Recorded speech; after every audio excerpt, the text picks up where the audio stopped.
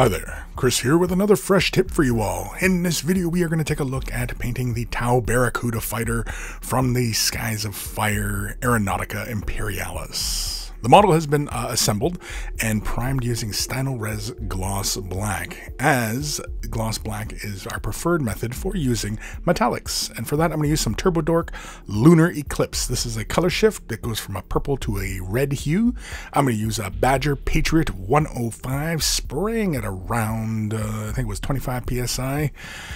Just doing a quick little test to make sure that the paint is flowing nice and smooth. And of course we are spraying straight down at the model, and then we are going to quickly test it again there for some strange reason. And then we'll begin laying this down. And as I lay this down, in fact, I might have been a little bit too far, as I got a little bit, kind of a little bit of a fogginess to the surface of this, but that is fine because, you know, I just simply quickly come in with a gloss. Your preferred gloss, I usually use Pledge Future Floor Shine as a gloss. It's just a couple layers there, but whatever your preferred method of gloss varnish is just as good as anything else. Speedo Metal from Scale 75 is next. I chose this one here instead of going with like a darker silver just because I wanted a nice bright. The purple doesn't really quite look purple here in the video, but to the eye this is very, very bright, and of course under the cameras it is really kind of challenging to see the color shifting that occurs, but believe me, when you play this on the model surface in person, it looks really fantastic. So here's just quickly laying this down on the intakes, and of course I'll lay that also on the grill. And basically we're going to move through and just basically get all the little details here. And with the paint the way it's flowing, it is like straight out of the bottle, no thinners necessary, as it is really quite thin and covers quite nicely.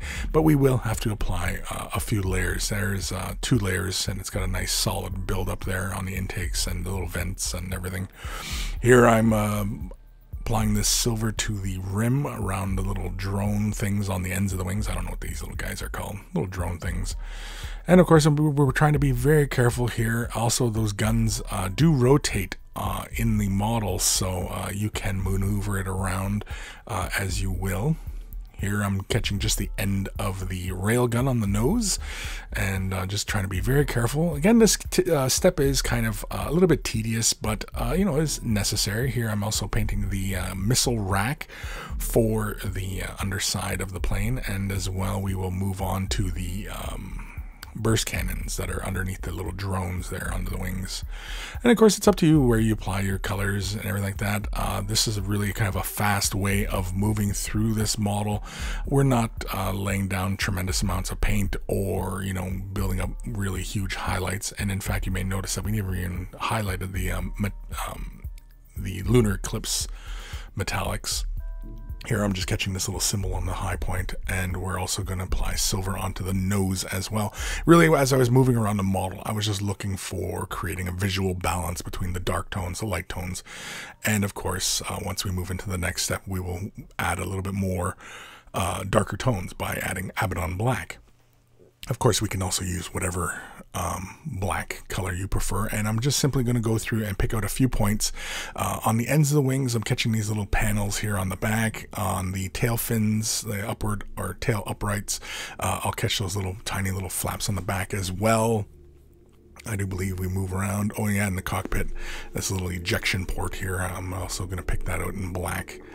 Anywhere I was just looking for any kind of visual interest, the engine portion as well as the engine nozzles, I color those black as well. We could have just as easily had done this in contrast Black Templar, but I figured since we've shown that in the previous videos, we'll use some regular opaque colors and, you know, allowing us to see how these all play on the surface as well. And of course, because I have already varnished this model one time, the paint sits on top of the surface just fine. Again, when I'm using, typically I use Pledge for my varnish, but again, like I said, you can use any of your gloss acrylic varnishes that you want, and you know, your paint will adhere to that surface just fine. You might have to apply more than one layer, but that's pretty typical of any, you know, process as it really.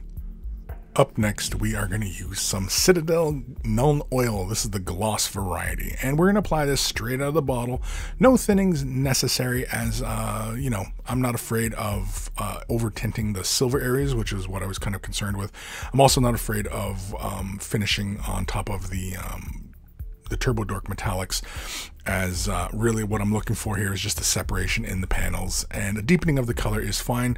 It's not really disturbing the color shifting because, again, we do have that layer of varnish protecting that metallic shine, so we can do whatever we want.